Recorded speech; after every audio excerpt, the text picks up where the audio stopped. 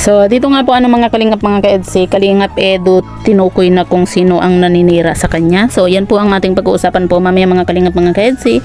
Pero bago po natin ipagpatuloy ang video ito sa mga bago pa lang po sa ating munting channel, huwag po natin kalimutang suportahan ang ama ng Kalingap Kuya Val Santos Matubang at Kalingap Rob.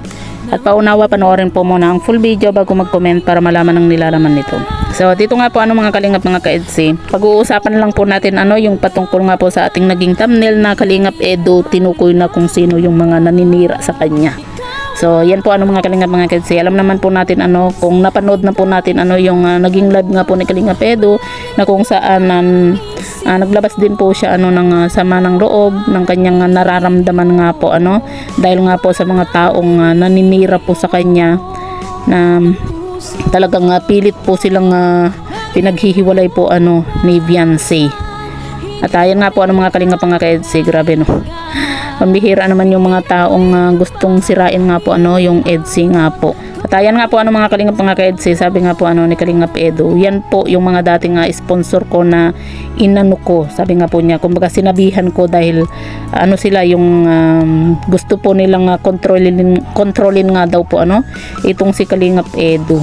Kaya sabi nga po ni Kalingap Edu na hindi ako payag sa ganun. Kasi nga po vlogger po itong si Kalingap Edu. Kumbaga alam naman po natin na itong si Kalingap Edu, hindi po yan madadala sa pera-pera lang hindi po siya yung kagaya po ng iba na nagpapakontrol si Kalingap Edu kapag meron po siyang hindi nagustuhan na kinikilos po ng sponsor, talagang siya yung tawag dito, yung binabara po niya ng salita. Yun po yung napansin din po natin sa ugali nga po ni Kalingap Edu. Yun bang wala po siyang pakeme-keme na kung meron po siyang gustong sabihin, talagang sinasabi po niya. Yung prangkahan ba, di ba? Kaya yun nga po mga kalingap mga ka-EDC, sabi din po ni Kalingap Edu na kapag meron nga daw po siyang hindi po nagustuhan na ginagalaw po sa ginagalaw nga po ng mga sponsor na yun bang gusto nilang kontrolin po itong si Kalingap Edu, siya na nga daw po mismo yung nagtitikal sa kanila at sinasabihan nga po na hindi pwede yung ganyan, sabi nga po ni Kalingap Edu sa mga toxic nga po na mga sponsor.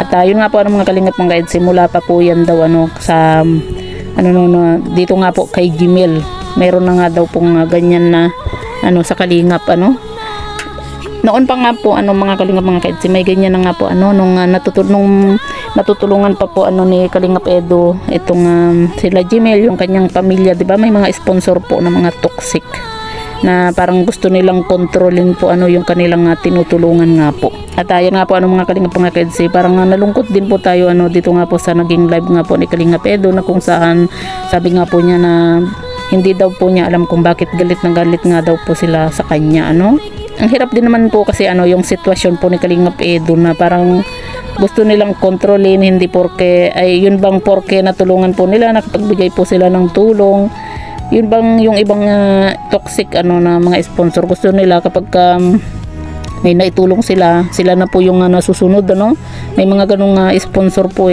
hindi naman po pwede kay Kalingap Edu yung ganun, di ba? Kasi kilala naman po natin itong si Kalingap Edu na ma-prangka po siyang magsalita. Di ba?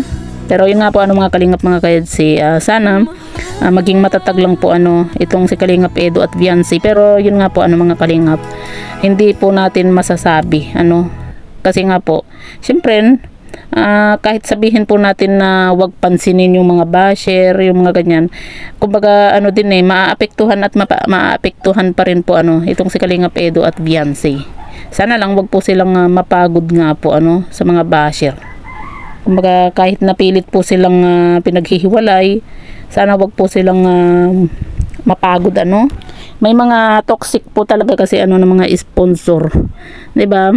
Yun bang porke nakakatulong po sila, gusto po nilang sila yung nasusunod, kapag hindi nasunod yung gusto po nila, doon po nag-uumpisa na naninira po sila sinisira nila yung isang tao. Kagaya na lang po nitong si Kalingap Edu.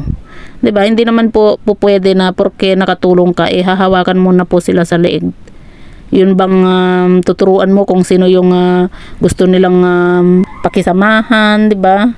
Ganun po kasi yung ibang sponsor. Sana kapag tumulong po kumbaga hanggang doon lang sana tulong lang, wag na po nating pakialaman pa yung buhay po nila at hawakan po sila sa liig.